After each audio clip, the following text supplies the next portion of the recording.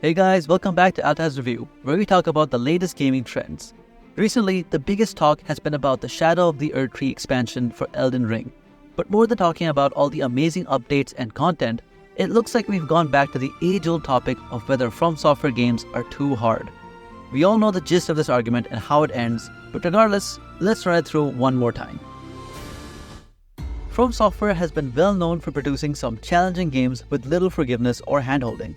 And this has been the case as early as games like Demon's Souls and Dark Souls from 2009 and 2010. But with the release of Elden Ring, things changed just a bit. Although Elden Ring applied a lot of basic lessons and tricks that scare away the weak and impatient players, the game was a lot more forgiving and had a ton of in-game tools to make things easier. Leveling up was easier and more fun, you had better magic and NPCs to summon, plus Elden Ring has a ton of ways to buff your stats and simplify fights. So a lot more people were comfortable playing through the game. But now with Shadow of the Erdtree, From Software CEO Hidetaka Miyazaki brought the good old challenge and brutality of his old games, leading to a return of the age-old debate regarding difficulty and whether using certain tactics is considered cheating. There's some strange opinions on both sides, but for the most part it sounds like the same argument. But maybe the Elden Ring argument is a bit different from the Dark Souls argument. From Software has a long line of niche games like Kingsfield and the old Armored Core games. But Demon's Souls was the first that applied their Souls mechanics in a properly rendered 3D environment. Demon's Souls wasn't as much of a cult classic, and a lot of its bosses and levels were a bit more on the puzzle side. But with the introduction of Dark Souls, we got the term Get Good. Dark Souls is a tough game. You get ambushed, poisoned, kicked off ledges, your dodges and blocks have limited effectiveness. You need to focus on timing your attack along with managing your stamina in every situation. It's an unforgiving game that doesn't let you win just because you're the main character. And like a lot of Japanese RPGs, since you have levels, there's no difficulty setting. More so because the precise movements of your character and of enemies can't really be edited to make things easier or harder. That might be a controversial take, but the whole point of the game is to explore under a certain level of tension that you lose your souls, which are your money and experience, and you'll lose your progress for that area. The later Dark Souls games made things faster, scarier, and forced you to really memorize the boss's moves rather than just knowing when to parry and when to dodge. You even had to know when it's best to run away or keep a safe distance before they even start that special attack. And the release of Sekiro only fueled the debate since that game is actually just skill-based, with no way to level up or change tactics. Although you can level up to meet the challenge, grinding in Dark Souls is pretty tough. It's easier to get souls just by killing bosses, and the misery of losing thousands of souls to traps and enemies is demoralizing. So at the end, the most direct way to move forward is to get good and just learn how to beat the boss or area. I guess it feels like you're being pushed to be better, but not everyone wants to play that way. Thus, the calls for an easy mode or some way to reach the end of the story without breaking your controller or spending too much time dying. Back in Dark Souls, you had one or two paths to move forward at any given time, and both were pretty similar in difficulty. Grinding for levels was too hard or just not feasible.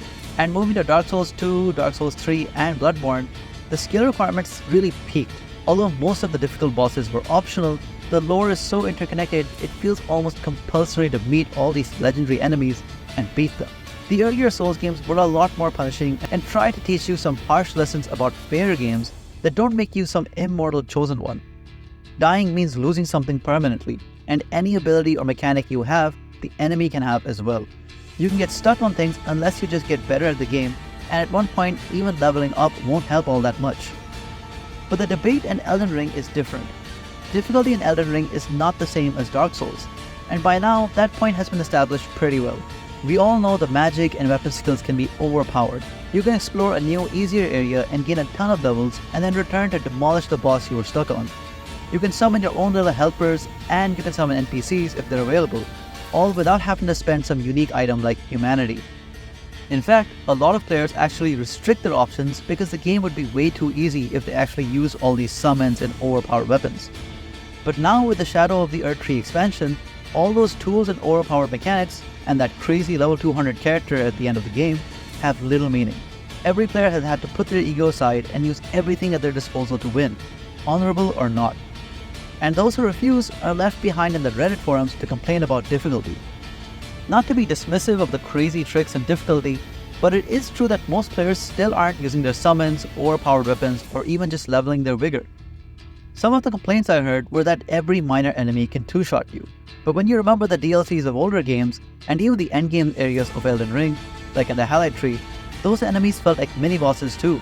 But as one person commented in my previous video, DPearson898 mentioned how a lot of the tricks in enemies feel cheap, since they land attacks through walls or from unreachable distances, and basically make things harder for you without giving you a way to predict, prepare, or deal with the problem in any reasonable way. And that might be a result of the developers trying too hard to make things new and unexpected for endgame players. The unexpected changes end up being a bit unfair, and it happens a little too often. But for the most part, I think it's the exploration and cool new mechanics that define the Elden Ring experience. Even finding new magic and weapons with unique abilities is part of the fun, and this DLC definitely delivers. Tough enemies that hit hard isn't too new for From Software DLC, and if you use all your spells, weapons, and summons, you can definitely overcome all the bosses and dungeons. It will be tough, but it is possible. Ultimately, Shadow of the Erdtree is about as hard as any other Souls DLC, but it can't really emulate the feeling we got from starting the base game. Elden Ring started as a game that lets you find new places to explore and get stronger, but that's not very possible at endgame level. The Shadow Tree fragments can create a similar feeling, but it's still not enough. I guess most Elden Ring players aren't as used to this DLC since it follows the format of a Dark Souls DLC, rather than feel unique to Elden Ring. It's not a bad thing really, but obviously it won't resonate well with many players who like Elden Ring but aren't too interested in Dark Souls. But that's just my take. Whatever the case, this debate isn't as simple as the usual difficulty discussion on Souls games.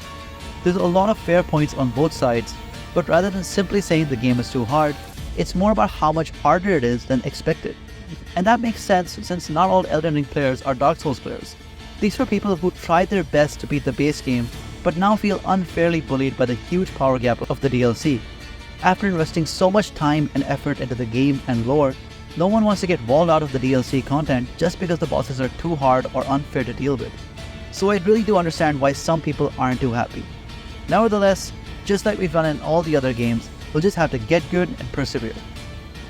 Well, that's what I got from many people's reaction to the Elden Ring DLC. I haven't had too many issues myself, but that's because I have no shame in exploiting every tool and tactic in the game. But let me know how well you all are doing in the DLC and what you think should be changed for the better. If you enjoyed the video, please like and subscribe. Until then, I hope I see you in the next video.